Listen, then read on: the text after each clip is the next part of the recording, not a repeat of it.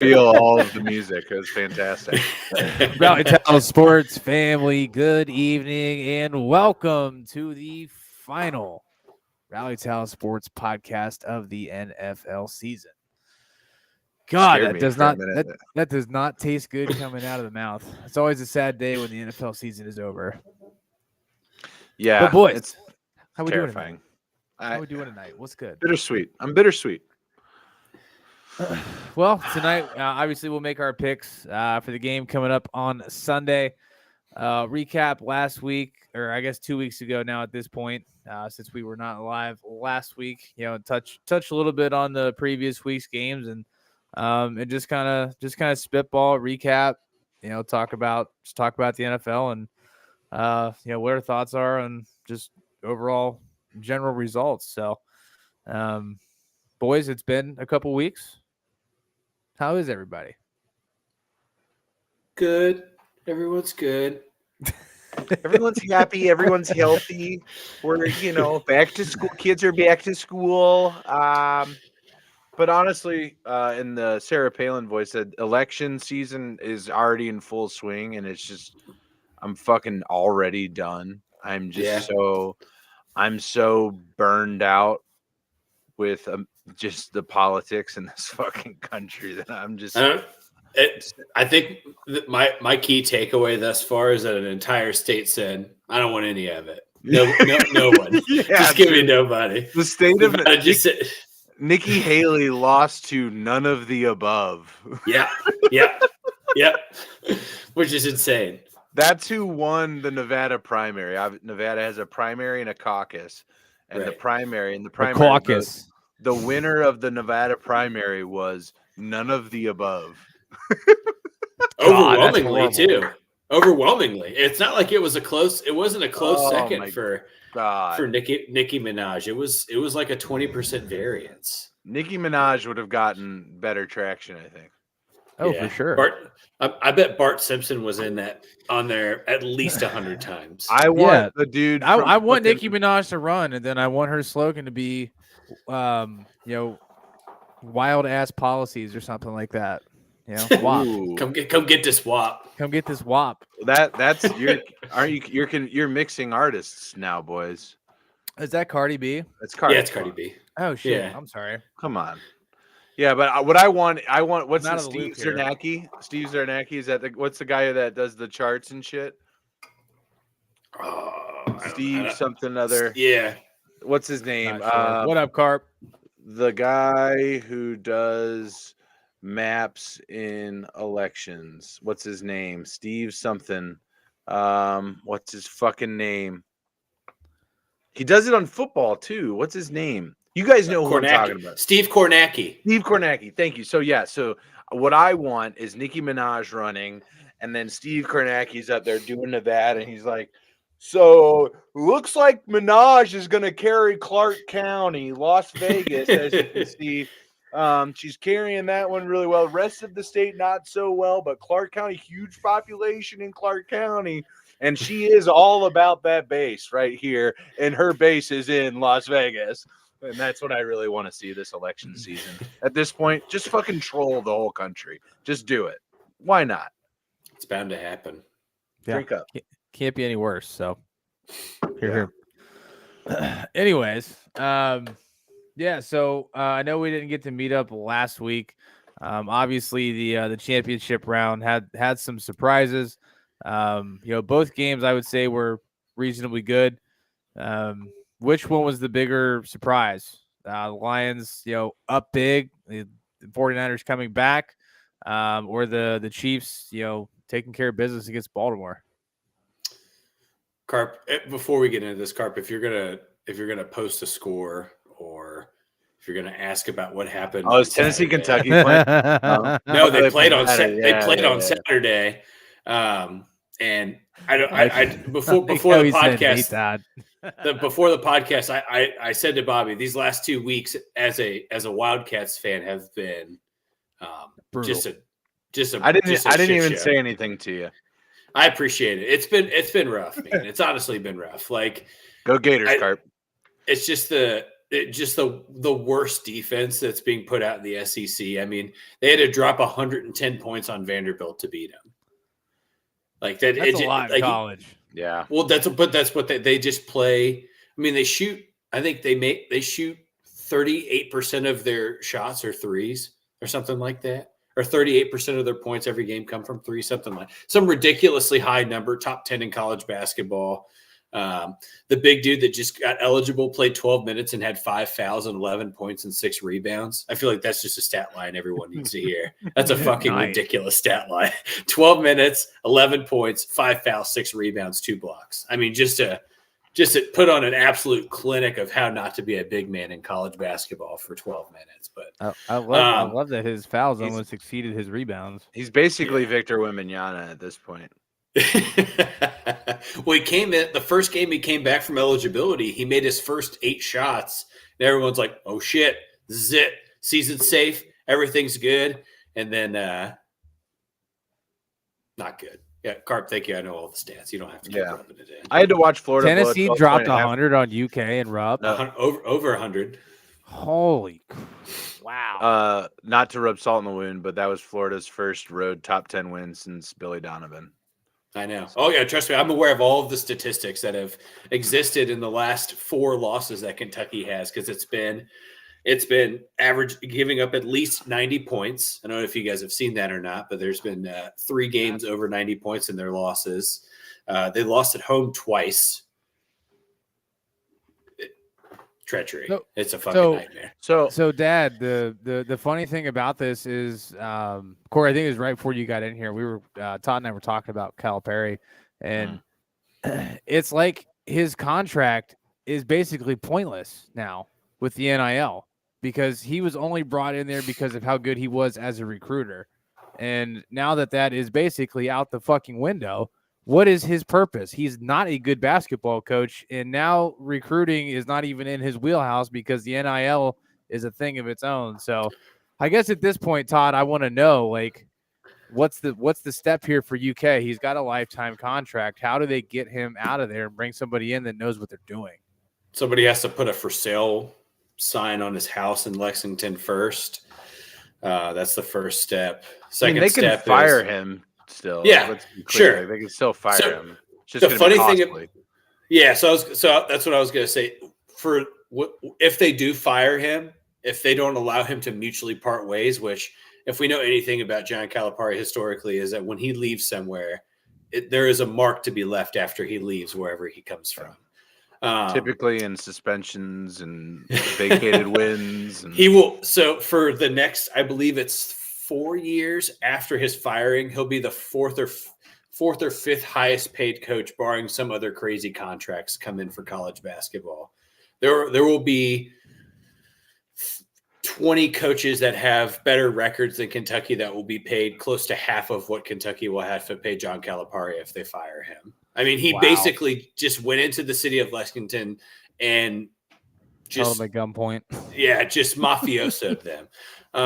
But really, I mean, if you are gonna fire Calipari, the problem is that all of his coaching staff that was good at recruiting are now head coaches or are no longer allowed to coach anymore based on instances that have happened on and off the court. So there's no such thing as a start fresh in Kentucky. I'm sure you guys remember when Billy Gillispie was there, what was happening to Billy Gillispie when before he got fired from Kentucky, people were sending him death threats.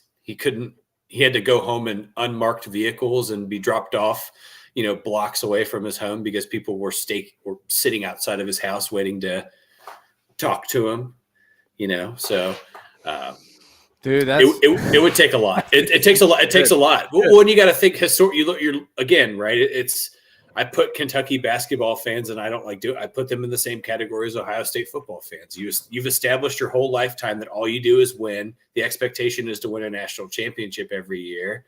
And then when it doesn't happen, what's the reaction? Right. Blow it up. Whoever's in charge, blow it up. You have to. Yeah. So it's, I agree. I mean, I've said it multiple times. I mean, we're saying all of this and they're a top 20 school. They're a top 20 basketball Sure. Team. Sure, but they should be right. But they should be top 5, right? Based on the caliber, based on the money. and the talent and the recruits and all that. Yeah, absolutely should be. But it's just interesting to say. So as I sit here, a fan of an unranked University of Florida team, couldn't be happier with the trajectory of the school. Like Todd Golden from San Francisco, second-year coach. I absolutely feel as though he knows his shit. I've seen more foreign players coming to the University of Florida than I've ever seen ever. Probably since Al Horford. We've got a 6'2", 230-pound top 10 Australian rules prospect playing center for us. It's fantastic. We just got a 15-year-old from Canada who is 7'5" at 15 years old to commit to the University of Florida. I don't know why, but he's moving to Florida next year to complete high school, so that's pretty cool. IMG Academy. So it's exciting. It's exciting, and they're currently a tournament team. I don't know how I feel about them yet. They're not there yet, but they've got the pieces that can like upset somebody. You know what I mean? Like they could make the Sweet 16. I don't think they're a Final Four team by any means, but like they could go, if they get hot, they can go on a run. But we've also seen them collapse in the second half as well. Sure. So yeah. Well, that's why I told you after Kentucky beat them the first time. I said that it was 2 possessions. Scrappy. Yeah. It's just an interesting dynamic. Is what I was trying to point out. Is that like where you're at and where like Big Blue Nation is at. They're just like, all right, get this guy the fuck out of here. They're a 20th ranked team in the country, top 20 team in the country, and then I'm sitting here, an unranked team that's missed the tournament the last couple of years. Just like, do you have any bread for the pool, please? Yeah, with the same amount of national championships since 2000 as Kentucky as well. Or one less. So yeah, Florida has 2. Yeah, Kentucky has 3. So how many national well, same amount of appearances, right? Florida lost in 2001 to 2000 to MSU, right? Yeah. Was it 2000? Yeah, that was Jason Richardson, right? That's that year. I believe so. Yeah, Speedy Claxton. Yeah, that's right. Izzo's last championship. Name drops. Speaking of Izzo, I mean, Sparties are looking good too. I mean, they just lost, but like Michigan State overall over the last month and a half has been playing some really good basketball. So, which is crazy because they started the season ice like cold, and everybody was everybody was freaking out. They're like, "Oh crap, he can't go out like this because this has got to be his last year, right?" Well, so the word on the street is that Izzo will be looking at next year to be his last season. Everybody I think his son is a senior this year at Michigan State, so it would make sense for the exit. But the idea is that let's get Michigan State football back to being mostly competitive before I dip out. I think makes sense. Just give them something to do. Makes sense. So, yeah, interesting. Yeah. No, I mean, I'm not the biggest college fan, but I definitely do love when March Madness comes around, and we're only a couple weeks away, barring a. Dude, it's knocking on the door. Fucking UConn might do it again, dude. They're just disgusting. Yeah, they're disgusting. Which is great. Well, I was gonna say I really thought Kansas was gonna give them a run for their money, and then they just lost to Kansas State. Well, yeah, but what they do on Saturday night, they absolutely beat the shit out of Houston. Yeah. Come in here. Oh, well, if you ask Kelvin Sampson, that was all poor officiating. That dude's a bum too. Yeah, poor officiating by what? Fucking 20 with 10 minutes to go. Like, shut the fuck up, dude. What are you talking about? He's a bum too. He's another dude that wherever he leaves him in complete shambles. Yeah. Oh, he set Oklahoma back 15 years after he got caught doing basically what NIL is now, but he got caught doing that. It's heating up. It's almost time, baby. College, there's a bunch of shady shit going on. Yeah, but it's only shady because it's not allowed. Like, it's not really that shady. Isn't that the definition of shady? But no, but what I'm saying is, like, it's only shady because, what they're actually doing ethically is actually good, in my opinion. Like, paying athletes, that's good. I think that's a good thing to do, is to pay and incentivize athletes. I think that that's a good thing to do, right? But it's I can't believe he was paying these children to come play this sport here. We can't allow this. Like, shut the fuck up. What are we talking about? But yeah, it's viewed as shady because it's against the rules. Well, it was. Now it's not. So it's just so fucked up.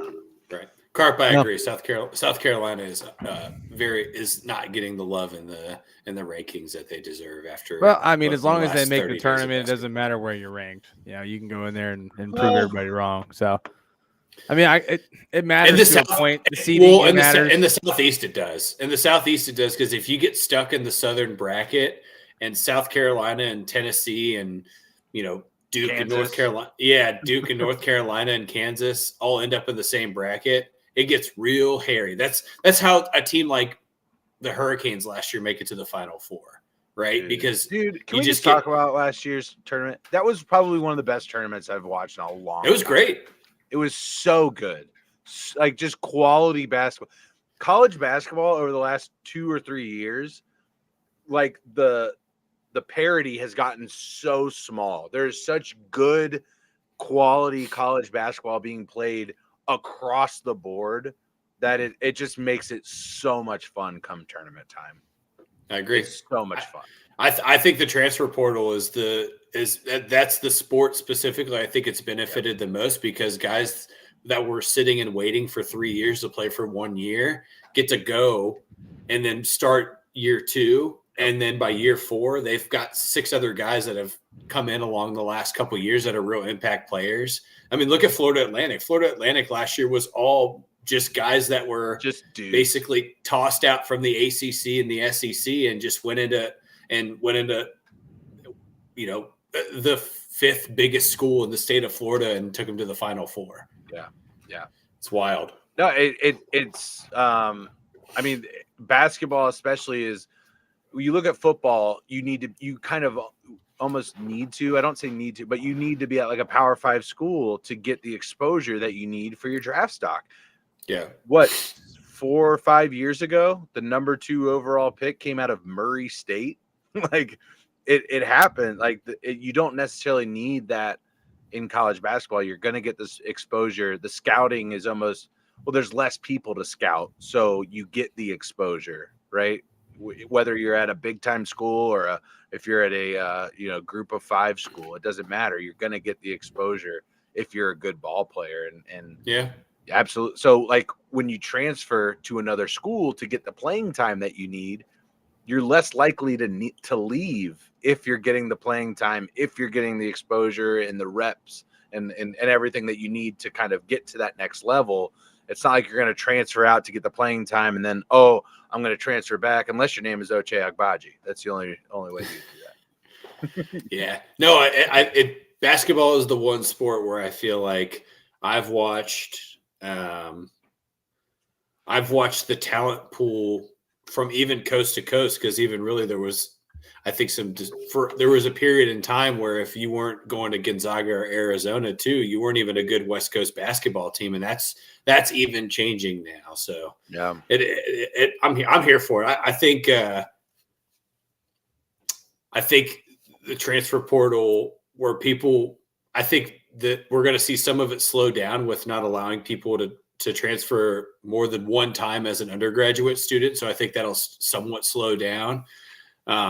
But I love watching, fucking Oral Roberts or, a school like that. Bobs, dude. Yeah. Go into March and be the one of the focal points of a conversation at 11 a.m. on ESPN. Cause it doesn't happen in any other sport. Basketball is the only sport where you get that luxury. Yeah. True story. Absolutely. All right, boys. Well, let's talk some football here. Thank you for letting us scratch that itch, by the way, Bob. No, absolutely. That's why I kind of just shut my mouth and just kind of let you guys ride it out. I know you guys, there's a lot of SEC love, not only here on the panel, but in the chat as well. Best conference in basketball. So, I mean, I don't think anybody can argue that it's the best conference in college sports. So, yeah, it's not the best conference in college. Yeah, I would go that far. Yeah, I think it's fair to say that. It's the most dominant throughout all of the major. Yeah, more national championships for the major sports for men and women than any other Power Five. It's beyond. I don't think that's any argument. I mean, I think you have your select few years where you see some, some Big Ten, and I mean, Michigan won the national championship in football like that. This year. Yeah, obviously, but yeah, we have digressed, and we will steer the ship back on track. Not if I can help it. Yeah, I know. We'll get off track here soon, but my job is to try to keep us on the rails as much as I can. Oh, Captain, my Captain. Sometimes I feel like I'm Denzel Washington, and it's like I have no idea what happened. I was drunk. You're like, I'm drunk right now. But no, the question that I started with that somehow got turned into college sports was championship rounds. So what was the bigger shock? The Lions giving up the lead, or the Chiefs Ravens? Chiefs kind of just taking care of business. What are your thoughts, guys? Dude, I'm not shocked. I'm not shocked. I'm not shocked about Kansas City winning an AFC championship game. I'm just dude, so depressed. I'm over it. I mean, but it wasn't, I'm not surprised. I guess for me, it's not that they won; it's how they won. Here's what you mean. It just didn't look like Baltimore got anything going. Well, you mean Lamar Jackson making mistakes with the ball? Crazy that happens. There's a couple of things that weekend solidified for me, at least in the AFC. We'll just start with the AFC. Yeah, two things were solidified for me in that game. One, it's Patrick Mahomes, then it's Joe Burrow, and then there's a heap of shit, and then it's the rest of the AFC quarterbacks. That's what was solidified for me. There's only one other person in the AFC in terms of quarterback that can sniff Patrick Mahomes shit, and it's Joe Burrow. That's it. It's it. Fair. He's the only one that's proven that he can beat him in the playoffs. He's 3-1 total record against him. He's only lost to him one time in his career. That's it. It's the most recent time, but that's the only time he's lost to him. So, I mean, when we talk about the top quarterbacks in the AFC, it's those two. It's them. That's it. And then Lamar is the James Harden of fucking of the AFC right now. He just fucking balls out in the regular season and then makes terrible throws in the AFC Championship game. Apparently, like that. That pass in the end zone is one of the worst. One of the worst of the season. Seriously, one of the worst of the season. It's one of those things where as soon as he let it go, you're like, what are you thinking? I think he even thought that based on his reaction after where he's like, he threw his fucking helmet down. He was so pissed at himself. He's like, what the fuck am I doing? Yeah. Same question, Lamar. It wasn't necessary. Please, let me know. It was not necessary for him to throw that ball. Yeah, dude. I don't, but that's not necessary for him to throw where he threw it. So that was one thing I learned out of that round, or out of the second thing I learned is that there's been one other instance that has given me this kind of fuel or this thought, and another thing happened in that weekend that confirmed it, is that Patrick Mahomes is not and will never be the type of quarterback that Tom Brady is, and that he is a massive bitch. The thing with Justin Tucker before the game, you're a child, Patrick. You're a child. You are a child that you've had everything since birth. You've had everything, and you continue to have everything in your life. And when you don't, you throw a temper tantrum. And so the temper tantrum is by throwing another player. Because I saw it, and then I thought the original thing was with Tucker interrupting Kelsey's warm up, not Mahomes' warm up. So first things first, Justin Tucker warms up in the opposing team's end zone every single game. It's not just a AFC Championship against the Chiefs thing. He does it every single game. Is it right? Not really the point. Is it a peacocking thing? Is it I'm going to intimidate you? First of all, if you're intimidated by a kicker doing that in your zone, what? Check yourself, I guess, a little bit there. Check, like, who are you as a person? But so he does this every single time. at one point, Justin Tucker's like in the middle of a stretch, and I believe what had happened was they said, "Hey, can you move your shit?"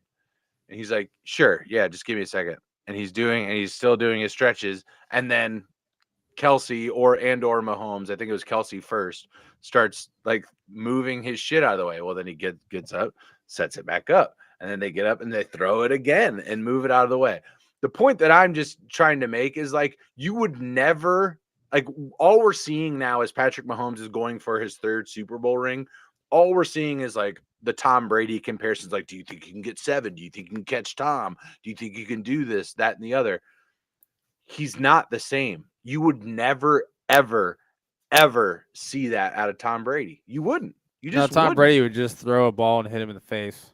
No, he just wouldn't. He wouldn't even acknowledge that he's there. He would work around it. Like a wouldn't even acknowledge it.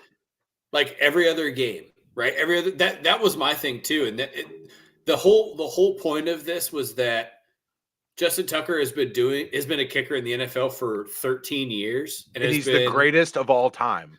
Right. And he has warmed up this way. And he even said it. This is the way I've warmed up for 11 years in the NFL. This is the way that I set up. This is how I do things. I guess today they just didn't like the way that I was set up. I tried my best to stay out of their way, and they kept. And he basically says, "Hey, they came closer to me." So he said something first. Was like, "Hey, I'm just trying to stretch and get ready." And they're like, "Well, this is our side of the field." And then he's like, "Oh, well, I do this. This is my thing. You also are on my home field." It's not abnormal for kickers to do that, by the way. Because Harrison Butker was doing it on their side of the field. Yes. He was doing the same thing. If you go to any football game and if you get in a little bit early. So this is new to me. Like I've never heard this. Almost every game, every kicker warms up on the other side of the field. Almost every game. Like there are videos of like haven't noticed Nick Folk kicking through the Dallas Cowboys the cheerleaders. Yeah, I saw that. Yeah. Like it's not new. This is a thing that happens all the time. But the point that I'm making is the way it was handled by Patrick Mahomes. And if this is like something for the Chiefs to be like, we're the underdog, we have a chip on our shoulder, no one respects us. Like if that's how they motivate, whatever, like that's what they do. But you're a child. Like the way that you handle that shows me that you're a bitch and I don't respect you. You're the best quarterback in the NFL. Not going to take that away. I can't take that away from him. It'd be impossible for me to justify that Patrick Mahomes is not the best quarterback in the NFL. Not the discussion. You're a bitch, Patrick. I hate you, and I don't respect you at all. I hope you watch the pod. That would be something, wouldn't it? So those were the two things that I got out of the AFC Championship game. Fair enough. Fair enough. Yeah, so a couple comments saying Lions is obviously the bigger shock. The huge lead at halftime and then the absolute just collapse. Yeah. Absolute collapse. Once I caught that ball, that was Mary and I were watching the game in our living room, and he caught that ball. I looked at her, I was like, "It's over after this." The one off the face mask. Yeah. So I guess I really want to talk about a pretty controversial part of the game, and I know Todd, you and I had some discussion about this also, and in the group chat as well. The decision to go for it on 4th down versus kicking the field goal. Towards the end of the game. And I know that it's been their style of football all year, but at that point in the game with everything going wrong, I guess my question would be, why not kick the field goal and give yourself an opportunity on that play where they scored a touchdown to win the game with a 2-point conversion and still play that same style of football as opposed to try to go for it on 4th down and then be down 10 points anyway? So I guess that's kind of where my head was, and I just kind of wanted to spitball this with all of us actually physically talking about it, not over text. So here's what I would tell you. If Jake Moody was the kicker for the Lions, or I don't know, let's say 27 Evan McPherson. If there were if it's not Michael Badgley, maybe with the exception of like I don't know anybody that's kicked for the Rams this year, or the kicker that's a rookie for the Packers. Like you kicked Chris the field Boswell. goal. Chris Boswell. It was Chris Boswell kicking the field goal. Absolutely. Michael Badgley is less than 80% this year for more than 40 yards out. Okay. And that was a 44-yard field goal, right? Or a 43-yard field goal, something like that. If they would have had Riley Patterson, who was just on the roster right before that, before he went to the Browns, I let him kick that ball, right? Because he's a better kicker from long. The Lions just didn't have the kicker to. If you look at the statistics, which I did, because that's where my brain goes, like, all right, well, always. And shout out to there's a handle on Twitter where it's like, do you go for it? Which basically gives you the statistical analysis of it. And it was almost a 50-50 split for Michael Badgley kicking a field goal versus the Lions going. And you go for it every time in that situation. And you look at the median point of that is, what is the percentage that the Lions have been successful on 4th and less than 5 in games where they're on San Francisco's or the opposing side of the field, right, up or down by all the parameters that got into it. It's great. 100% go for it, especially with the varying playbook that they have. You go for it. Here's the other point that seems to get lost in all of this, and we talk about the decision because they didn't convert.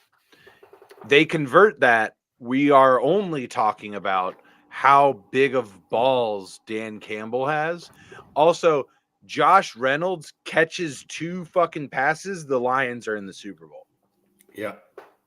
He dropped a 3rd down, hit him square in the fucking chest. That caused them to go for a 4th down. I mean, then he dropped a 4th down that hit him right in the fucking hands. The Lions are, if he catches those balls. So I'm not saying Dan Campbell's innocent, but what I'm saying is, if we're going to point the finger at Dan Campbell, we also need to point it at Josh Reynolds and another one at Mr. Gibb. I'm not pointing the finger directly at Dan Campbell. That was not my You're just intention. Questioning the decision. I get it. It's a big decision, right? Obviously the decision impacted the game, but that was not the only thing that impacted the outcome of that game. 100%. You don't need to give up 27 unanswered either. Yeah, and Pops, as much as the referees have played a part in a lot of the football games this year, you can't for 1 second blame anything in that game on the referees because of how poorly the Lions played in the second half. Dude, that defense just got steamrolled in the second half. Yeah. So I was at my neighbor, my buddy Ryan. He had us over. I'm watching it. I'm wearing my Lions gear. I'm repping. I'm having fun. Yeah, that was weird. End of the first. What, me wearing Lions gear? Yeah, I had to support. I had to support. It's the only other team that I'll wear. I made this very clear to everybody I interacted with. I said, if you're playing the Bengals, I want you to know that I hope you lose 130-0. I hope that's what happens to your team. That said, we're not go Lions. Let's have fun. So I was rooting on the Lions. I was with a bunch of Lions fans, and I'm just like sitting in the chair, like doing this, like high-fiving people. And then like dudes are wringing their hands. It's like halftime, and we're going to fucking Vegas. I can't believe it. Like people are like getting ready to look at flights and shit at halftime, dude. It's crazy. I'm like, guys, a lot of football. Pump the brakes. Let's just play another good second half, like all this shit. Anyway, it was heartbreaking, man. That had to be brutal to watch in person. Just their hearts just. But here's the feeling in Detroit is we were on house money. Like I said, going into the first playoff game against the Rams, I said the feeling in Detroit is house money. We're in the playoffs and we're hosting I'm sorry. Going into the game against the Buccaneers on house money, right? So after the shock set in and the bitterness has rotted out of the gut, I think people here in Detroit feel really good about this team. They feel really good about this front office. They feel really good about the core, as they should. The one thing that a lot of Lions fans took out of this game, though, and I made this point very clear to everybody at this party. I said, guys, you lost the game, but I'm telling you from experience, the way you lost is much better than having it stolen from you by the officials. The way, like, this loss is easier to take. Trust me, even though you blew a huge lead, that sucks. What would suck more is if they got another free third down. They lost because it was their fault. It wasn't something that was out of their control. Exactly. It wasn't out of their control. It was a fair and square football game. I don't think anybody really thought it wasn't. Not anybody that I was. I would argue to say it's one of the cleanest games I've seen from an officiating perspective. Like there wasn't anything that I saw that was really out of the ordinary. I mean, there's always a couple bad calls a game, but it wasn't anything crazy. The Lions did what they shut Christian McCaffrey down. He did nothing in that game. Yeah. Honestly, Brock Purdy just played really good football. He did. I mean, are we ready? Are we ready to say like Brock Purdy's an elite quarterback? No, nope. I'm not ready to say that just yet. But what I am ready to say is it's laughable that Aaron Glenn had any head coaching interviews this season. Insane. Multiple at that. The defensive coordinator for the Detroit Lions, he had multiple head coaching interviews. I don't get it. I don't understand why that happens. They're not a good defense. They're not. Bad. We've known this for a while, ladies and gentlemen. We've known they're a bad defense. Their offense has carried them for a season, 2 seasons now as the offense. It's insane. Insane. But he's back in Detroit. Ben Johnson's back in Detroit. The whole gang's back together, back in Detroit. That's big time too. So they can lose to the Bengals next year. And Dan Campbell brought in his boy to be his defensive line coach because he saw that was a pretty large gaping hole in their plan as just general passer. I mean, that was the main thing. My main takeaway from that Aiden Hutchinson didn't exist. Where after the first series, 0 stats registered. 0 stats registered. One more time. First round pick, Aiden Hutchinson. 0 stats registered after the first drive. No tackles, no assists, no nothing. No pressures, Bobby. It was horrendous. The closest he got to making an impact was almost tackling Brock Purdy 12 yards down the field on a scramble. Yeah. Yeah, it did not exist. Insane. I mean, you're looking at, I think Salim McNeil had a better overall statistical game than Aiden Hutchinson did, right? And it wasn't like that. It's not like Trent Williams is going from side to side blocking Aiden Hutchinson, right? Aiden Hutchinson is moving around the offensive line. They put him in multiple series in the second half. They put him at defensive tackle next to McNeil to try to create at least some speed to the interior offensive line, and still nothing to the quarterback. That was my biggest surprise, I guess you could say, of the weekend. Is I watched him really even leading into that game through the playoffs, playing very aggressive. A lot of time you're hearing his name in the backfield a lot, several tackles for losses in the playoffs, and then he gets in that game, and it was just like. I checked my phone at one point in time to see if did he get hurt like in the second quarter or something, and I didn't. And I saw him out on the field in the second half. And I'm like, oh, I guess he's fine. But I was like, oh, maybe he's like hurt because I saw Derek Barnes got hurt right away. I'm like, oh, maybe he got hung up or something. And nope. Yeah, that was that. I think Detroit's primary focus, and obviously Brad Holmes has done a fantastic job of drafting for this team in the last 3 years, right? You're looking at this is the most talented that this roster has been since Matt Stafford and Calvin Johnson were on the team together, right? And we're a decade separated from that, by the way, where both of them were basically on the field at the same time. And he's doing a lot of that in rounds 2 to later, right?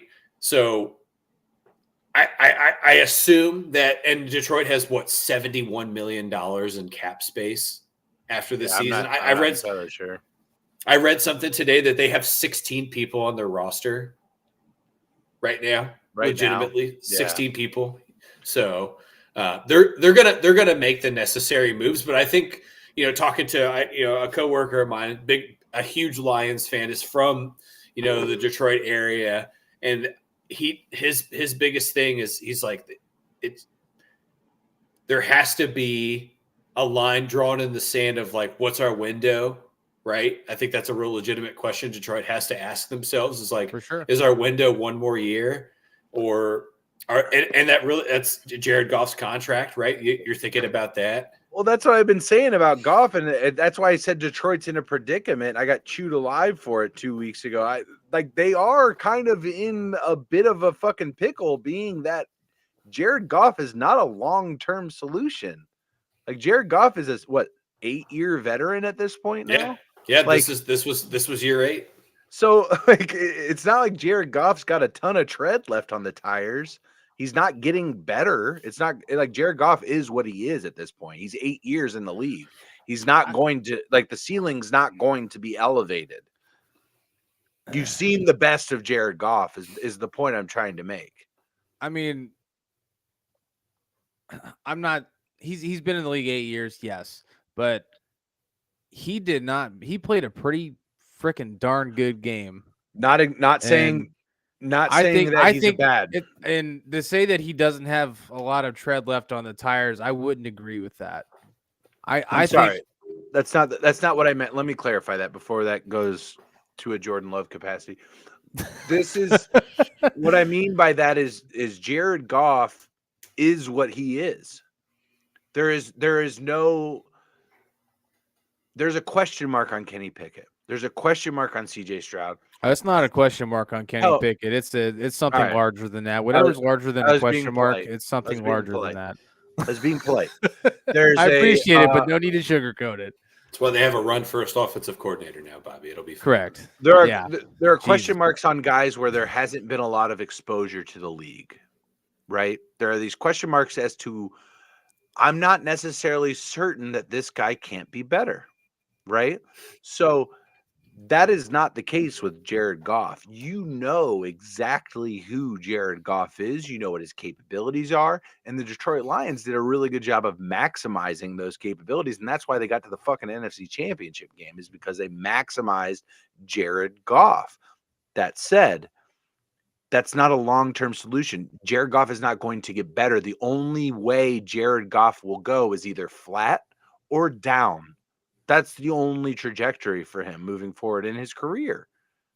Either flat or down. And there are two options for that. You can either fucking strap yourself to that and say, let's fucking ride and put the pieces around him to be better, or you develop a contingency plan.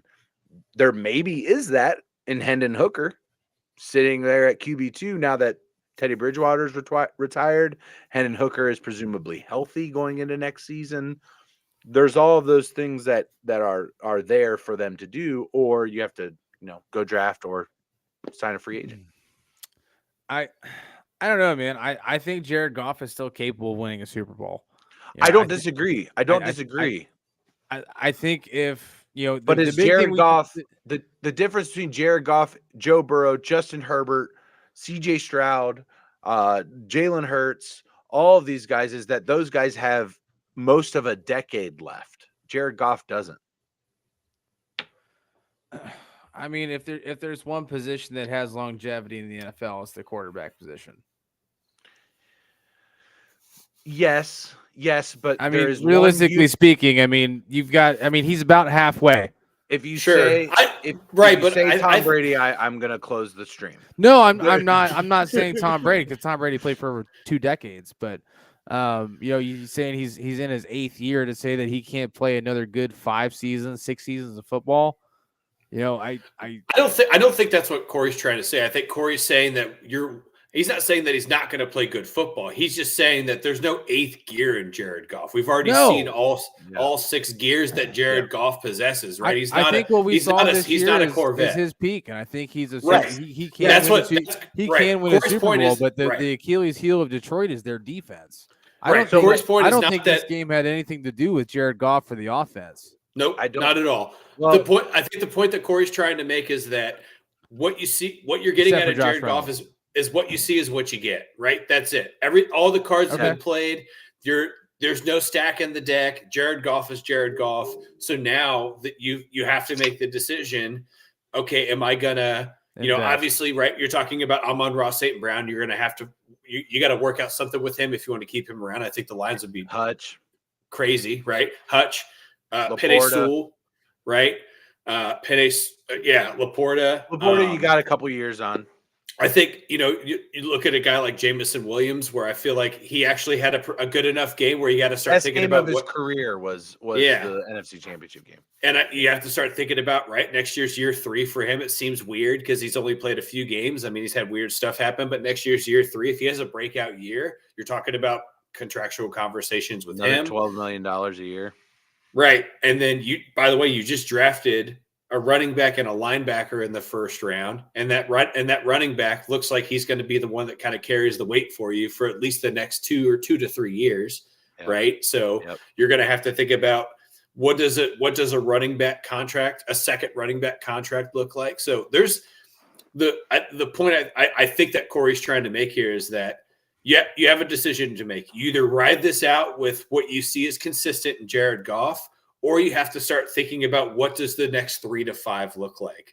Because Jared Goff could probably – I mean, Kirk Cousins is doing it, right? Kirk Cousins is a decade in. He's played good football for a decade. So do you want Kirk Cousins, right? Do you want Kirk Cousins, who is very consistent and knows how to recognize assets and take care of business? Or do you want to think about bringing somebody else in who has a little bit more youth? I say Hendon Hooker's 26, right? He's an older or younger quarterback in the NFL. But do you start putting your eggs in that basket and kind of it's not necessarily a reset, but it's just kind of you're watching volume 2 instead of volume 1 first, right? That's kind of what Detroit's trying to. That's next the question. Will be very telling. But at the same time, do you just go ahead and throw him a 3-year deal right now? I think from the front office perspective, the Detroit Lions are going to want to get a 3-year deal done. That's let's do it. Yeah, opt in after year 1. We're gonna front load it and maybe even after 2 years. You know what I mean? We'll commit to Jared for another 3 seasons, and then by that time we'll decide what we need to do. We're gonna front load this contract so we can walk away if we need to. You're gonna get most of the money so that when and if we walk away, it's not hurt feelings. It's just business. We're moving on. Whatever. Jared Goff goes on to be, essentially what Baker Mayfield is at this point. And that's fine. And that's fine. He's earned the ability to do that. But from a front office perspective, the most money needs to be allocated towards a quarterback at the end of the day. You can't do that with Jared Goff. Jared Goff is not getting a Joe Burrow contract. He's not getting a Patrick Mahomes, Lamar Jackson, a Justin Herbert. He's not getting one of those. He's too old to get one of those. Yeah. So it's just that's why it's sticky. It's not a bad situation. Like it's almost a good problem to have. You have a good quarterback that took you to the NFC Championship game. The point that I'm making is when you're the GM, you're not necessarily just thinking about the 2024 season. You're thinking about the 2027 season and what does that look like? How do I structure myself to be okay in 2027 and not end up like the New Orleans Saints? You know what I heard? I heard that Wins is in his last name. Yeah. It's a good episode, though. Shout out, pardon my take. You know what? Fuck Florida State. Fuck Florida State. Jameis Winston's a decent human being. Like, he's a good dude. Like, just listening to the way he talks about his team and stuff like that, I gained a lot of respect for Jameis Winston. Was able to channel my fuck Florida State bias out of there and listen to that interview on Pardon My Take. Jameis Winston is just a nice person, I think. Like, that's what I came out of that interview. Did you guys get a chance to listen to that? So I think so. Here's my take on Jameis Winston, and I don't know if how you guys are feeling. Bobby, the rails are gone, by the way, buddy. That's why I'm just enjoying my beer and listening. So get the context. Jameis Winston was on Pardon My Take. He was on. Jameis Winston was on. I've gathered all the context. Please continue. Oh, sorry. Yeah, so it was on Pardon My Take. And really, it was just an opportunity for him to just talk about himself, right? I think Big Cat did a great job of just letting Jameis Winston be Jameis. And here's my thing about him, right? Because the most notorious thing about him is the crab leg incident, right? I think that Jameis Winston wants to be liked so much by his peers and his teammates that he was put up to it, and that's why he got caught. 100%. Right? I firmly believe that based on the rookie hazing thing. Yeah. Exactly. That's exactly what that was. Yeah. And there's not really a bad bone in the dude's body. Even what he did with Jamal Williams, he did that so Jamal Williams could have a touchdown. Yeah. That's it. That's the only reason he did it. It's not like he did it to say, fuck the Falcons or, fuck Dennis Smith or, the offensive coordinator that got fired. He just wanted to make sure Jamal Williams got a touchdown. That was it. That was his only objective. And he's just, I don't know. He's a likable guy. He's a nice guy. He's just he's just a nice guy. And he's a goofy son of a bitch. He's goofy as hell, dude. He reminds me of if you're in your general work environment, there's a guy that you pass every single day. They're like, I don't know what it is about that guy, but there's something about him that just makes me smile. That's Jameis Winston in the locker room, fellas. He's the guy that you go out of your way to say hello to when you're taking a piss right next to him. That is Jameis Winston. He's not a top performer. This guy isn't closing deals left and right, but he's hitting his numbers. But he wears Crocs with socks. It's weird. You know what I mean? He just does odd things. Casual Friday is pushed to the limits with this guy. That's Jameis Winston. High water corduroys and Crocs with socks. That's what he does. He's just that weird dude in the office. Great interview. Anybody watching, listening, I highly recommend watching it. It's a good one. It's a totally different perspective on someone who has had zero opportunity to have the chance to talk about himself. Really, think about it. He's a walking meme. Yes. I mean, when you sit down and think about it, that person is so integral to the actual chemistry of the office, though. Yes. No, good point, Bob. Good point. I mean, they have to be there. When you think about it, right? Your body is symmetrical, right? Like you got your elbows up top. What do you got down below? You got your knees, right? You got your wrists up top. What do you got below? You got your ankles, your toes, your fingers. Right. You know what I'm saying? What's up, Eli? That is an actual Jameis Winston quote, by the way. I was kind of confused with what you were doing. He's wild. He's wild. He is wild. Goofy. All right, boys. What up, Eli? Without further ado. Super Bowl Sunday is upon us, gentlemen. Fucking worst case scenario Super Bowl, by the way. Look at the Chiefs really 49ers. We got a replay of 2020. This one is happening in Vegas. The cheapest seat in the house, I think, is $10,000. And that's for a nosebleed, something in that ballpark. The most expensive suite, even Christian McCaffrey's parents apparently could not afford a suite at the game because it was over $2 million. First of all, bullshit. Absolutely could afford it. Just made the choice not to spend the money. Yeah, it's Christian McCaffrey. Wasn't also his dad played in the NFL for a decade. Yeah, I mean, both of his parents were professional athletes. So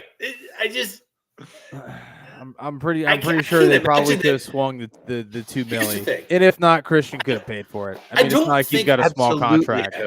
Also, Ed McCaffrey doesn't come off as a guy that's fiscally irresponsible, right? I feel like that's a guy that when he was playing in the NFL and he was collecting game checks, he wasn't even touching the paycheck. He was handing it to his wife, like, put it in the kitty, right? We're all familiar with the kitty, right? We grew up with one of those. That was Ed McCaffrey. And he was just popping out. I mean, basically nothing but professional athletes. I mean, He's this going to is have a guy another that was son very drafted. frugal with his jersey, and by frugal I mean he used to cut it and it made it as tight as possible and as small. And because he was yoked. Yeah, that's what I'm talking about. He's had nothing but D1 athletes, and he's going to have a second son that plays in the NFL after the NFL draft. That's my goal. That was a quarterback, by the way, now a wide receiver. Yeah, I don't know. Maybe Ed McCaffrey and the Watts mom need to just have a child. That'd be a fucking specimen and a half. Holy shit.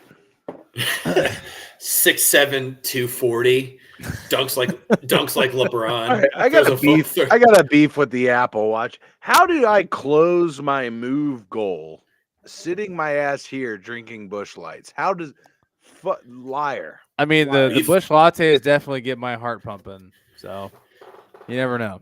When in Rome.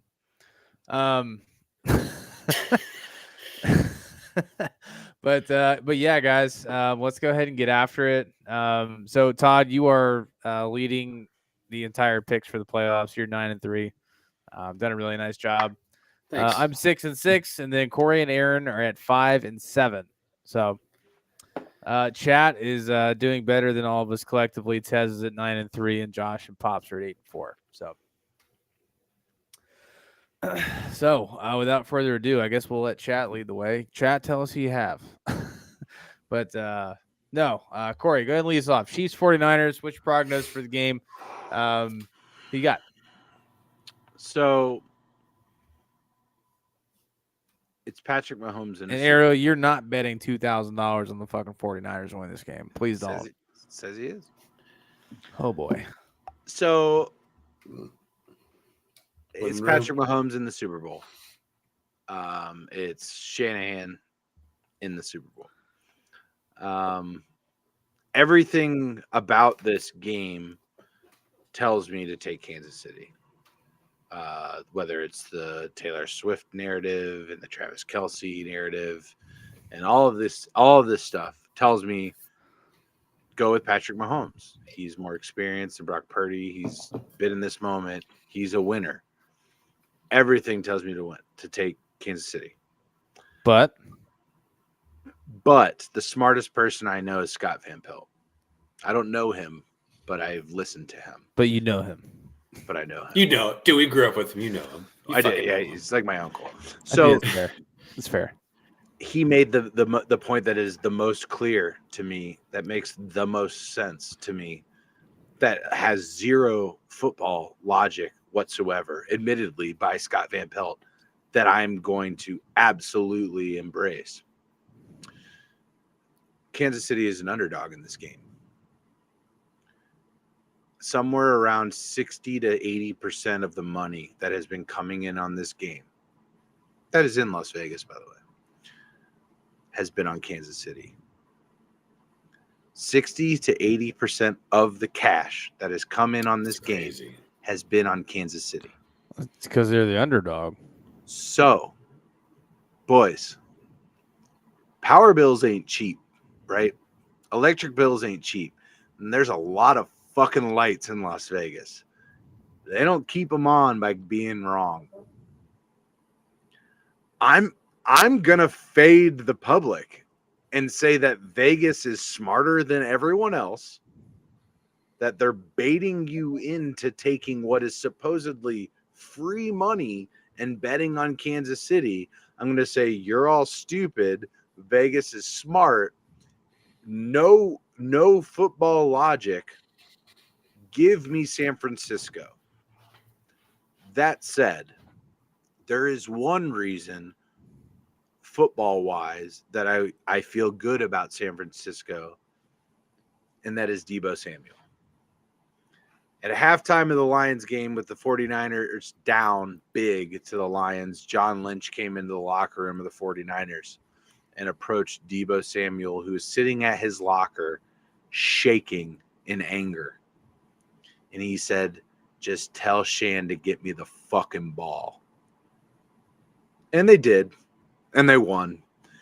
Deebo, I'm taking every Deebo Samuel over. I'm taking the 49ers money line. I see this. Kansas City's going to hyper focus on shutting down Christian McCaffrey. Yeah. And that's going to lead to everyone else having a game. That's my prediction for how it gets there. That's my grasping at straws, looking for a football reason. When you boil it down, I'm just fading the public and saying Vegas is smarter than you. Give me San Francisco. All right, fair enough. Todd. Yeah, Corey. I think your point about the Spagnaro is going to hammer McCaffrey, right? That's really his strategy week in and week out. Is he takes out the biggest asset on the other side of the field, right? We watched him do it. We watched him do it 2 weeks ago to Lamar Jackson. He took Lamar Jackson entirely out of his element. What happened? 3 turnovers, right? Yeah. I agree. So I would say any sort of over on Samuel and Ayuk yards, I'm taking for this game. because what I watched from Kansas City, the 8 times I watched the full entire game of them this year, is that they have about 3 to 4 breakdowns in each game for big plays, right? That's where Brandon Ayuk comes in for me, right? Mm-hmm. He averages about, 19 yards a catch, some ridiculous number. So I imagine that Ayuk's going to get 3 or 4 opportunities for big plays. I believe he'll capitalize on them. He has done nothing otherwise to tell me that he can't catch a ball more than 30 yards down the field. I don't think there's anybody on the other side of the field that can match Deebo Samuel's toughness either. And if you watch, he's a freak. Yeah. So watching San Francisco's offense, there's a ton of motion prior to the play. And if you watched in the second half of that game against the Lions, they barely moved Deebo Samuel around. He stuck on the left side of the field and he's fucking got open. Well, he's also nursing an injury too. So, I mean, throwing him in motion is just kind of unnecessary. It's a shoulder injury though. It's no lower body extremities. I'm not worried about him moving around.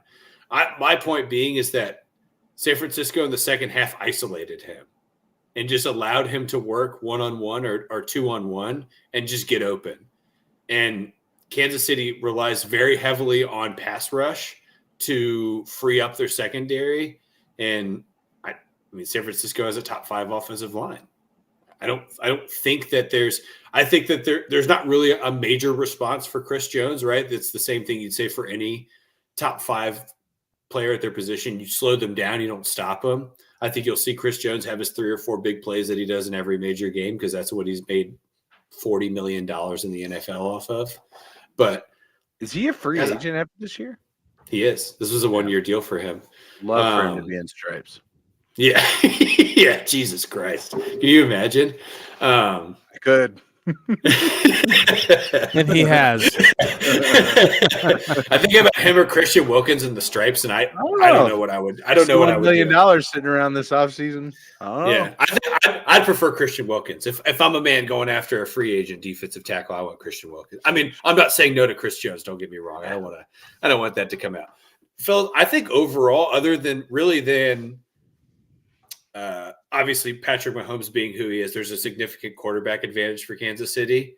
I think you're getting basically San Francisco favors every single matchup other than that, right? I think the tight end matchup is it's 1A and 1B. It's not like you're saying there's a disparity there. I think San Francisco just has the edge when you're going roster to roster, and I'm with Corral. I'm taking San Francisco here. I'm not taking Kansas City in the fucking Super Bowl regardless. So if I didn't have some points to it, all I would have said was fuck Pat Mahomes, and then I would have just taken San Francisco. I'm hate watching a little bit better than that. So here's my logic on it. I'm going to preface this with I'm taking the Chiefs. Sure. But here's why I'm taking the Chiefs. Is because I want to be wrong. And I feel like I haven't gone back and looked at how many times I faded Pittsburgh this season, but I felt like every time I faded them, it's like 50-50 for me. So I feel like the 49ers have the better roster. I love your logic, by the way. Yeah. There's no football behind I just want to be happy. I just want to be happy. I want to be happy. So I if they win, great. I made the right pick. If I lose, I'm happier because the Chiefs didn't win. So that's kind of my logic behind this. But I will say, and I will stake my reputation on this. If the 49ers win, Brock Purdy is elite. I'm just gonna put it out there, and that's what it is. Like, I don't know. That is my belief. Like, this kid has gotten shit on ever since he came into the league. Based on what though? What do you mean? He's been in the NFC Championship for the last 2 years, and he was the last pick in the NFL draft, and he's led his team to 2 back-to-back NFC Championships in a game where Christian McCaffrey was erased last game. Those were your words. He And played then a somebody great had game. to make those throws to all the receivers. Guess who did that? That was Brock Purdy. Yes, he did. Okay, so Brock Purdy's the reason they're in the Super Bowl. Is that correct? Also, Detroit is a very bad defense. That's not what I said. It's what I said. I know. That's fine, true, but Brock Purdy's the reason they're in the Super Bowl. Yes or no? Detroit's defense is also a reason. Somebody has to make those throws. I agree. I'm not taking away from what he did, but what I am saying is that I'm not ready to put him in the same category as Patrick Mahomes and Joe Burrow. You can't put him in the same category as Patrick Mahomes. You can't put anybody in the same category as Patrick Mahomes because he's the best. Right, Joe Burrow. You have the best, and then you have the elite. Joe Burrow. You have Patrick Mahomes, and then you have Burrow and Purdy. Like I think that we're getting close to a comparison there. Really? He's been in back-to-back AFC Championship games and a Super Bowl. That's exactly what Burrow's done. Am I wrong? You're wrong. At Joe Burrow's peak, AFC Championship, Super Bowl, AFC Championship. Brock Purdy, AFC Championship, out. AFC Championship, Super Bowl. You're right. How can we not make a comparison there? I understand that the names are different. The way that they got to the NFL is completely different. But when you look at the results are the same. Because when I look at the throws that one quarterback makes versus the other, they're not the same. I would argue that similarly, he made some very, very good throws last game. He did. He made some really bad ones too. He made some really bad ones. And Joe Burrow's made his fair share. Every quarterback has made their fair share. Okay, I would say Brock Purdy has made just as many bad throws as good ones. Most of what Brock Purdy did last weekend or 2 weekends ago was with his legs more so than with his arm.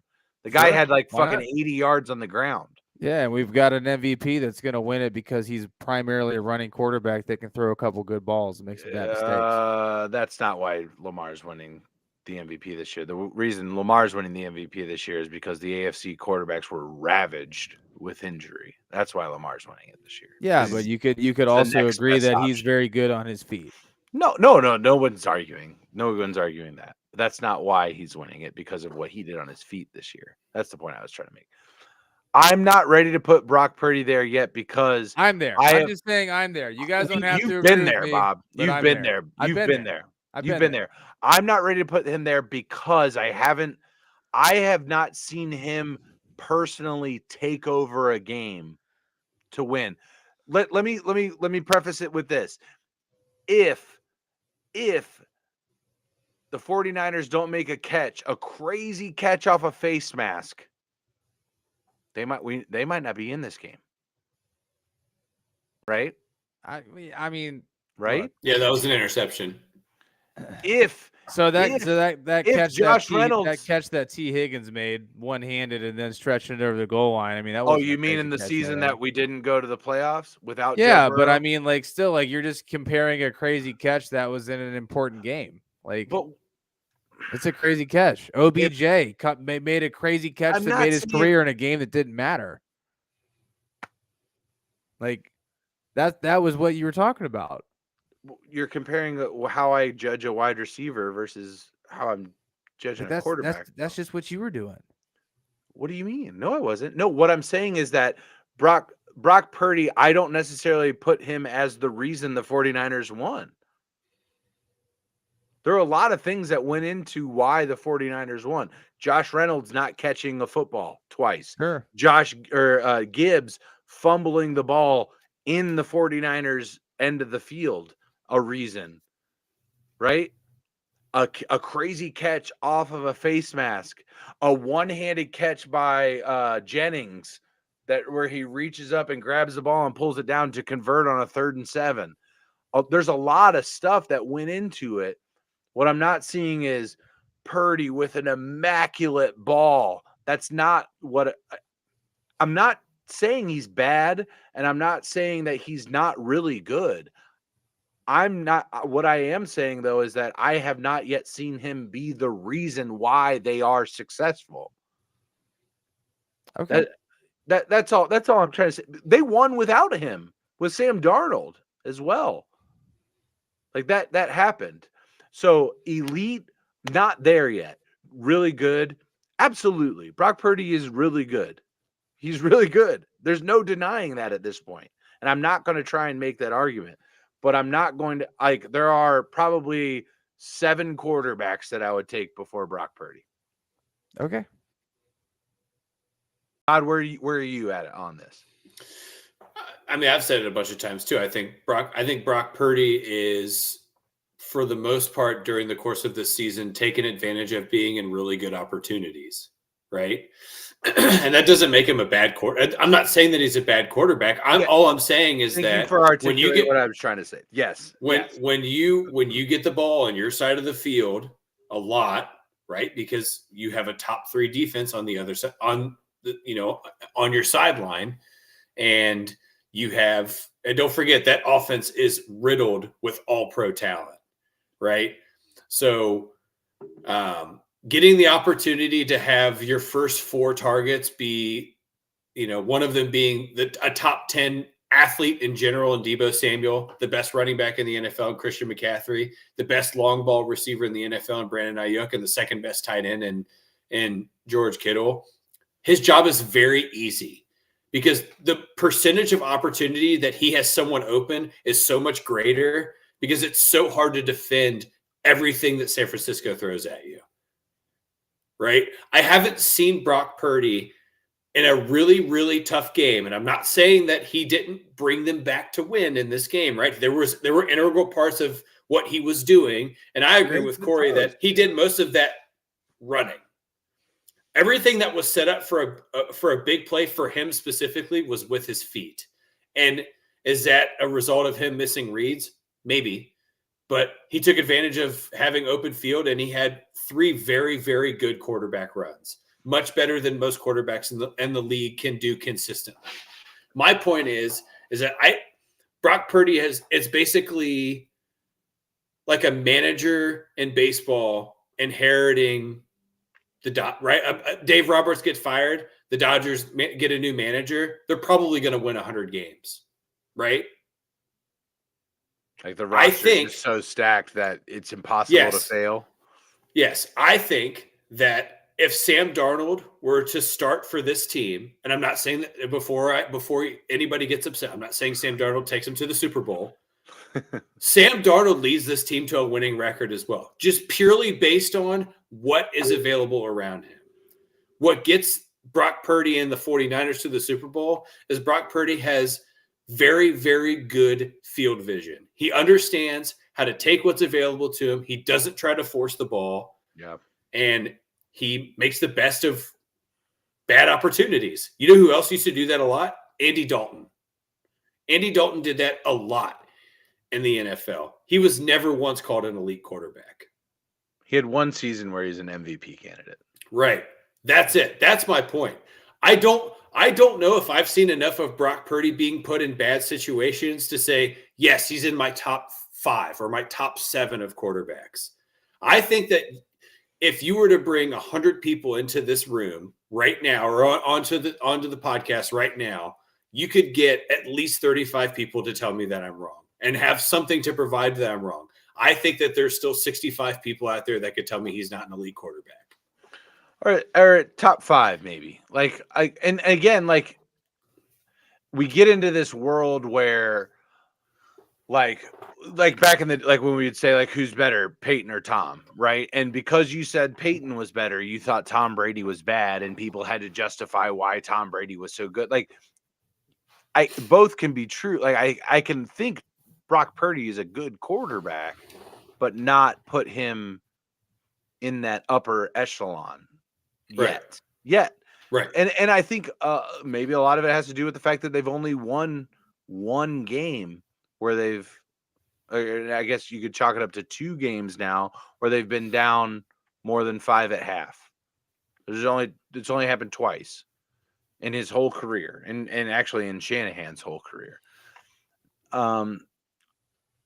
So I can't make a blanket statement where I'm like, if the 49ers win, Brock Purdy's elite. What I will say is that if Brock Purdy is out there fucking slicing and dicing this Chiefs defense on the way to a Super Bowl victory, we're having that conversation for sure. Absolutely. We're absolutely having that conversation. So I guess, yeah, that was you're kind of led into my next question. So what does have to happen in order for him to enter that conversation in you guys' mind? Like what does he have to accomplish, in the next, 365 days between this season and next season to enter that conversation for you? I mean, it's just in your mind. It's completely opinion. It's not. There's no facts here. No, right. And I can't put like a statistical number on it or a win number on it or anything in that regard. No, I'm not asking for stats. I'm just like, what do you need to see? Like, because like the Steelers went to the playoffs and Mason Rudolph isn't elite, right? Like Kenny Pickett, we don't think. Of course not. Like, you know what I'm saying? So like there's that's what I'm just kind of explaining that. There's a difference between the first round and then getting to the Super Bowl. Well, there's just a difference between elite and wins as well. Like I think that there's a difference in those things. Like quarterbacks can be really, really good, but if your defense is just dog shit, the team doesn't win a whole lot. I think a lot of the times quarterbacks. Ask Josh Allen 3 years ago. Right? I think that's what happened to him. Yeah, I think quarterback play and wins go hand in hand a lot of the time. Most of the time, it's the number one reason why you're successful, which is why the quarterback's paid the most. But I don't know what I like. Like I just said, like if he goes out on Sunday and is just throwing dimes, like deep fades down the side where he's just like bread basking it into Ayuk's hands, or he's threading the needle with fucking rockets between defenders to George Kittle. Or if he's like, like he did a really good job against the Lions, shaking people off, running, and then creating something downfield with his arm. Like that's the shit that I see out of, retro Russ Wilson, out of Lamar Jackson, out of Patrick Mahomes, out of Joe Burrow, out of Josh Allen, Jalen Hurts, a la 2023. Like these are the things that I see out of these quarterbacks. I'm just like, what the fuck, man? But when I see a guy throwing out to the sideline and it's 3 yards over the guy's head, and then I see him making a nice throw over the middle, that's a clean read with a guy doing a slant, I'm not going to knock him for making the easy throw. I'm not going to knock him for that. But what I'm not going to do is just be like, damn, dude, he's dialed. Like that's just not what I see when I see him making a clean read and a clean throw. That's what he should do. Sure. It's hard. It's really difficult for me to get into this nuance and like actually put it to words. But that's kind of where I'm at with that. Sure. Todd. Honestly, man, I just need to. I continue to see him come out on the other side positively when the rubber meets the road and they get down. Right. I think that this scenario was kind of like a one-off, right, with Detroit, and I think that there's some validity that, again, that things were handed to him pretty favorably with turnovers. But I mean, we watched him 3 consecutive weeks go down 10 plus and, do nothing to benefit the team. In fact, actually worsen the situation with turnovers, right? I need to see week 6 to 10 next year. San Francisco's playing the Rams or something, and they're down by 14 at half. Is Brock Purdy going to put them back within 3? That's what I need to see. I need to see him be able to do that consistently, because the elite quarterbacks in the NFL, they do a pretty damn good job of keeping their team in a game or not taking their foot off the gas. I haven't seen that consistently yet. That's really, for me, then we can start talking about what his status is within quarterbacks in the NFL. Here's the thing, though. Like, he wins this game, we're having the conversation. Like, people are talking. Absolutely. Like, there's a good chance. Yeah, there's a good chance that if San Francisco wins this game and he has at least 2 touchdowns, that he's the Super Bowl MVP, right? Unless Christian McCaffrey goes absolutely haywire and goes for 50 in the air and 100 on the ground and also has 2 touchdowns, or somehow Deebo Samuel just is 2/3 of their total offense, like there's a good chance that Brock Purdy wins Super Bowl MVP. So if he plays well, so. I guess my big thing is something we talked about pretty much all season was the fact that Brock Purdy struggles went down from behind, and they were down one of the biggest margins they had been down all season, and that was 17 points against the Lions in a game. Sure, but they all leads up to the Super Bowl. but you're right. You could take that number and put that into your point, but also there was a turnover, like 4 or 5 things that happened in that game that weren't because of Brock Purdy. Is sure, but when he got the ball in his hands, he took care of it and executed. Yes, but also no. Like they're both true. Like yes, he did what he had to do, but Brock Purdy scored a touchdown when he got the ball on his own on the other team's 25-yard line. I fucking hope so. I fucking hope he scored a touchdown. Like. Yes, that I'm not going to take it away from him. I'm not going to say he's fuck that was guy. One possession though. Yeah, but it was huge. And this is also one instance that he's done it though, Bobby. That's the point, right? I mean, Minnesota came back from. They were down by 7 though, right? Yeah, yeah. But seven is not double digits. That's my. That was the first time that they had won being down by more than 5 at halftime ever in the Shanahan tenure. Right. That was the first time. Obviously, the NFC Championship game they did it again, but and that's uncharacteristic, and that bodes well for them going into this game, right? Going against Patrick Mahomes and everything that he can do. The point that I'm making is like. Brock Purdy didn't drop a wide open pass. Like Detroit called the right play against the 49ers twice to convert on 4th down. They called the right, once. One of them was a busted fucking play. It was terrible. 49ers defended it perfectly. On the 3rd down prior to that busted 4th down, and then on the other 4th down conversion, Detroit called the right play. He just dropped the ball. And if those happen, we're not even talking about Brock Purdy right now. We aren't, because they're not in the Super Bowl. Detroit goes on to win the NFC Championship game. And we get into this world where if you're not with me, you're against me type thing. And that's not what, like, Brock Purdy's good. He's proven that he's not just fucking Derek Carr, or he's not like he's above them. I would almost say that Brock Purdy has earned the right above Kirk Cousins at this point, based on what he's been able to do this early in his career. Absolutely. But what I'm not ready to do is take him above the guys that I just go, wow, when I watch them play football. The results are there for Brock Purdy. The wow is not there for Brock Purdy. That's kind of where I'm at, if that's fair enough. Sure. No, I mean, look, guys. I'm playing devil's advocate a little bit hard because the conversation makes this enjoyable, and it keeps eyes on the chat. So yeah. Also, I just want to throw out that any game that they lost that he played in, he had at least 3 turnovers. Let me tinky winky real quick. I'll be right. Todd's like, hey, you know what? I appreciate you trying to fluff this up, but you're still fucking wrong. I'm just saying. If we're gonna bring statistics into the conversation, I love you. Statistics show that when the rubber meets the road, that Brock Purdy has played like absolute dog shit. Well, I'm hoping he fucking proves you wrong on Sunday, Todd. Me too, man. Look, if I could watch Kansas City just get railroaded up and down the field, especially with all of this weird, the fact that they call themselves underdogs is just fucking ridiculous.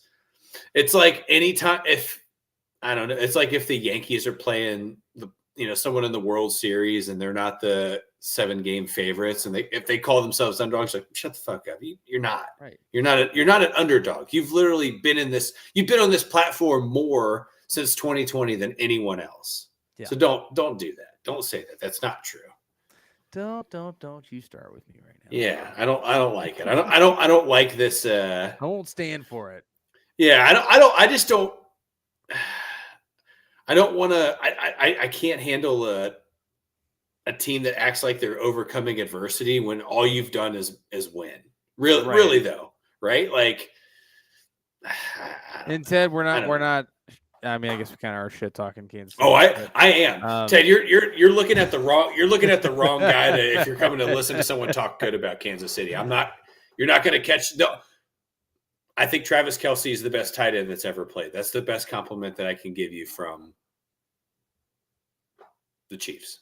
That's my only compliment of we've gotten to live through quite a few amazing tight ends. We obviously had the Gronk era, which was unprecedented. Dude, Tony Gonzalez, Antonio Gates, like that. Antonio Gates. I don't think people remember how dominant he was, impactful Antonio Gates was to that high-powered Chargers offense with LT. Dude. And LaDainian Tomlinson, Phillip Rivers, and Antonio Gates. Don't forget Lorenzo Neal. The second best fullback of all time. I would say Antonio Gates is the reason that the tight end position changed. Absolutely. Oh, for sure. He was a D1. Tony Gonzalez was great, but Antonio Gates was the one that changed. Yeah, Antonio Gates was a power forward. That's what I was just gonna say. He's a D1 basketball player that was like, I can also football, and he just came out and was like, throw it up, I got it. Dude, you gotta love open enrollment Ohio schools. Just giving these kids a chance. Do you think Willie gets in? Willie Anderson. Yeah. The class is loaded. I know that's the Hall of Fame class is loaded. No. Which is a shame. It's a shame.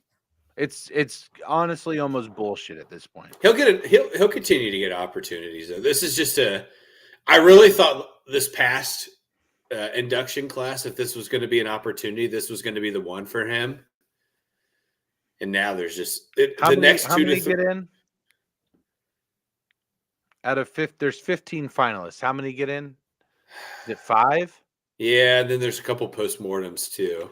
So it's Antonio Gates, Julius Peppers. Those are first round Hall of Famers. Like they're gonna get in. From there, Julius Peppers also a basketball player, by the way. Yeah, good call. From there, you have Devin Hester, Torrey Holt, Reggie Wayne, Andre Johnson, Jared Allen, first ballot Hall of Famer, Patrick Willis, Fred Taylor, Rodney Harrison, Darren Woodson, Dwight Freeney, first ballot Hall of Famer, Jari Evans, Eric Allen, and Willie Anderson. Jeez. I think Jared Allen's actually been on the ballot. How is he not in? You're right. He has been on the ballot. You're right, Todd. This is like his fourth time. I think this is because I think this is his fourth time being a finalist, which is insane. Because I don't know if you guys remember, but Jared Allen was a fucking freight train for those Vikings defenses. Yes. I mean, he passed John Randall's Viking sacks record. And John Randall is in Canton. So why is Jared Allen not in Canton? Which is insane. Michael Strahan is. Michael Strahan has a ring, though. Yeah, I don't know. Jared Allen is my Andrew Jones of Hall of Famers for the perspective for the fact that we don't even need to talk about that. That's a whole nother conversation for another day. But yeah, no, this is. I think is there 7 people this year that it's their first opportunity on the ballot? Patrick Willis. Like that? Patrick Willis is his first time. Yeah, and then Devin Hester's first time, Julius Peppers' first time. Devin Hester's first ballot, no questions. Why though? Why is he a first ballot? He's the best. He's the best returner of all time. Yeah, but why is that first ballot? Because he's the best at his position ever. He forced a rule change in the NFL. I feel like that usually allows you some sort of specific type of clout. I don't necessarily know if he's a first ballot just based on who is in this class. But I believe that Devin Hester will have an opportunity to get in Canton in the next. It would be hard for me to believe that he wouldn't be first ballot considering how much he altered the game of football. I don't know. To me, this is like Edgar Martinez, right? It took Edgar Martinez 3 years to get into Cooperstown because he was a DH. Because the question always was, should a DH be in Cooperstown? Because all he's doing is hitting. Everybody else is playing their position plus hitting full time. Devin Hester being a specialist, like a kick returner or a punt returner, being as good as he was is like being a full-time DH. So not everyone's bought into it. I understand the logic. It doesn't mean I have to agree with it. I Devin Hester's electric. Let me just lay out some stats here for those of you that don't know who the fuck Willie Anderson is. A lot of people, there's no reason you should know who a right tackle is. Willie Anderson faced 10 of the 16 top all-time sack leaders. Let me give you some of these names that Willie Anderson went against. Bruce Smith, all-time leader in sacks. Reggie White, number 2 on that list. Kevin Green 4. Julius Peppers, follow nominee at 5. Chris Dolman at 7. Michael Strahan, Hall of Famer, at 10. Jason Taylor, Hall of Famer, at 11. Terrell Suggs, future Hall of Famer, at 12. Richard Dent, 14. And Jared Allen, fellow nominee, at 16. Willie Anderson faced these 10 players in his career. He allowed 1 sack from those players in his entire career. Let me guess who did it. I have no idea. No, I was going to say Reggie White. I was going to say Bruce Smith, but I was going to say Jared Allen, but I don't know. I have no idea. That would make more sense because that was towards the end of Willie Anderson's career. Yeah.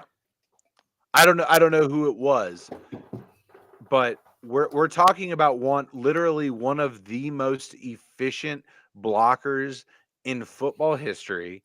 He is a 7-time Pro Bowler or something, Todd? Yeah. Like 4 times All Pro. This guy is elite. There is zero reason why he is not in Canton. And it's actually there's one reason. During his NFL career, he played in 195 games, starting 184, and he only gave up 16 sacks. That's crazy. That's crazy. That's crazy. That's the first stat that pops up on Google. That's crazy. In his 13-year career, he only gave up 16 sacks, and he did not give up a sack for a 3-year period between 1999 and 2001. Meanwhile, Jawan Taylor's walking around in Kansas City with 20 fucking holding penalties, jumping with false starts every play and making $15 million a year. 16 sacks in over a decade. 3 years. 3 years. I think 3 years with no sacks allowed. I think that's the record. If I'm not mistaken, I could be wrong. That's pretty fucking impressive. I think you're right because they showed Tristan Wirfs. Tristan Wirfs gave up a sack in the game against the Lions, and that was the first sack that he had given up in basically let's call it 2+, and he's like second or third on that list now. He had to be devastated after that too. Yeah. Well, so the funny thing you mentioned about the Kansas City offensive line, Todd, is they interviewed Bosa obviously at Media Day, and they said, "So what have you learned about this Kansas City offensive line?" He said, "They hold a lot." Yeah. Yeah. I hate that I'm rooting for San Francisco because I've been bred to not like them, but I hate the Chiefs so much. Let me get this right out in the open and just say it has nothing to do with Taylor Swift. I love Taylor Swift. She's phenomenal. I actually like Travis Kelce as well. Most of this is baked into Patrick Mahomes and his terrible wife. You basically said the same thing that I just said when you took a little tinkle. His dad's a pretty cool dude too. Yeah. Who? It was a joke, Patrick. Oh, I was like, what? So I don't know if you guys have seen it, or maybe I sent it to you guys. There was a TikTok where it's like they were over the Bad Boys 2. Is like, hello, Marcus. Hi, Mike. How are we gonna fuck up the Captain's Day today? Instead of Will Smith and Martin Lawrence, it's Patrick Mahomes Sr. and then Jackson Mahomes. Yeah, he's the only living male Mahomes that hasn't been in the stripes in the last year. It's just atrocious. Yeesh. Yikes. All right, boys. Do you have anything else that you would like to discuss this evening? Just get your cat spayed and neutered. That's it. Okay. All right, Bob Barker. We will definitely make sure that we do that. For those of you having parties this weekend or Super Bowl shenanigans, be safe, have fun. If you're laying down some bets, as always, best of luck to you. For the record, Ted, I want more Taylor Swift on the TV. More Taylor Swift. I want more. Okay. We're gonna more. throw a line out there, and then we're gonna sign off here. How many times does she get shown on the TV? I'm gonna. She's go gonna ahead, be there first. I'm gonna go ahead. She's gonna be in Tokyo. She'll be there. 3.5. I'm gonna put the line. I'm gonna put the line at 5.5. Under. Oh, I'm hammering the over on that, boys. All right. I'm going under. 5.5. Because the Niners are going to be up 20.